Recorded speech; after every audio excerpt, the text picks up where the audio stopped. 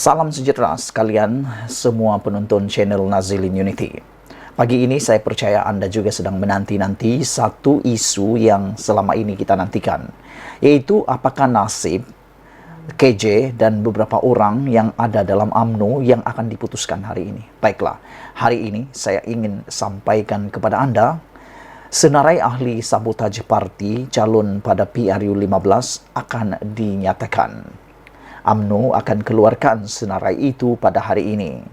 Pagi ini, Presiden UMNO Datuk Seri Ahmad Zahid Hamidi memaklumkan akan ada pembersihan besar-besaran terhadap mereka yang mensabotaj parti dan calon pada pilihan raya umum lalu.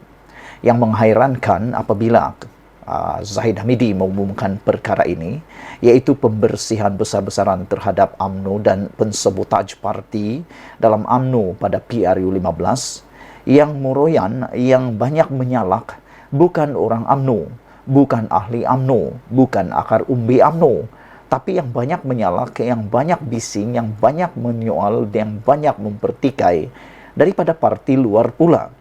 Yang heran, mengapa mereka pula yang menyibuk tentang keputusan yang diambil oleh Zahid Hamidi dan UMNO ini.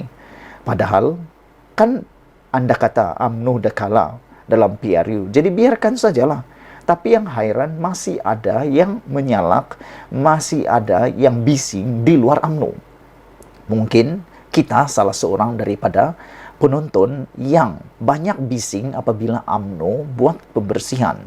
Walhal Anda mungkin bukan ahli UMNO. Yang menjadi persoalan, mengapa pula Anda atau mereka yang menyalak mempersoalkan UMNO? Padahal tiada pun kaitan dengan Anda atau mereka.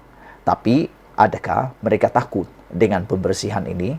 Adakah dengan pembersihan ini mereka sebenarnya mula curiga, mula takut, mula khawatir, gelisah akan kebangkitan semula UMNO? Saudara-saudara, pada pagi ini kita sedang menanti, saya sedang menanti sumber untuk memberikan senarai nama ahli UMNO yang sabotaj parti semasa PRU 15 yang lepas dan calon-calon yang mensabotaj parti pada PRU 15 yang lepas, dan juga ahli UMNO yang telah mensabotaj calon pada PRU 15. Adakah ini juga adalah faktor utama kekalahan teruk UMNO pada PRU 15? Saya tidak dapat menafikan bahwa mungkin itu salah satu daripada faktor kekalahan teruk UMNO dalam pilihan raya PRU 15 baru-baru ini.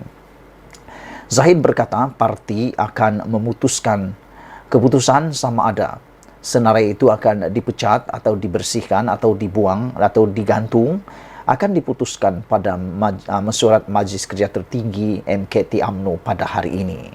Ahmad Zahid yang juga Timbalan Perdana Menteri berkata demikian ketika ditanya sama ada mesyuarat MKT esok akan menentukan nasib bekas Ketua Pemuda Khairi Jamaluddin. Tunggulah apabila MKT bermesyuarat. Untuk dia, Khairi secara individu tidak penting, kata Zahid Hamidi. Saya kata dalam Perhimpunan Agung UMNO baru-baru ini, kita akan lakukan pembersihan secara besar-besaran, termasuk mereka yang mensabotaj parti dan calon parti pada pilihan raya umum lalu, dan mungkin termasuk orang yang menembak kaki sendiri ketika pilihan raya diadakan, kata beliau. Bila besar-besaran itu maknanya adalah pembersihan. Mana yang belum terasa, insya Allah esok malam akan terasa, katanya pada sidang media selepas mesyuarat penyelarasan bersama Exco Luar Bandar MEX Club di sini hari ini. Ditanya sama ada keputusan itu dibuat esok, Ahmad Zahid meminta media untuk datang beramai-ramai bagi mengetahui senarai mereka yang terbabit. Tidak boleh beritahu awal. Kalau strategi dikongsi dengan wartawan, tidak lagi jadi strategi. Saya harus embargo maklumat itu sehingga waktunya, kata Zahid Hamidi. Difahamkan mesyuarat MKT UMNO akan diadakan bagi menentukan status keahlian Khairi yang juga bekas Menteri Kesehatan. Bekas ahli Parlimen Rembau itu sebelum ini secara terbuka mengkritik beberapa pemimpin UMNO selain lantang bersuara supaya jawatan Presiden dan Timbalan Presiden parti dipertandingkan bagi memastikan amalan demokrasi dalam parti tidak terkubur. Khairi yang tewas pada PRU-15 di Parlimen Sungai Buloh November lalu secara terbuka memaklumkan mahu membersihkan UMNO jika menang di kerusi itu. Khairi juga menarik perhatian apabila mendakwa terdapat perwakilan input ketika proses pengundian usul tambahan tiada pertandingan presiden dan timbalan presiden pada persidangan Agung UMNO 2022 baru-baru ini yang mana ia dinafikan oleh pimpinan parti berkenaan.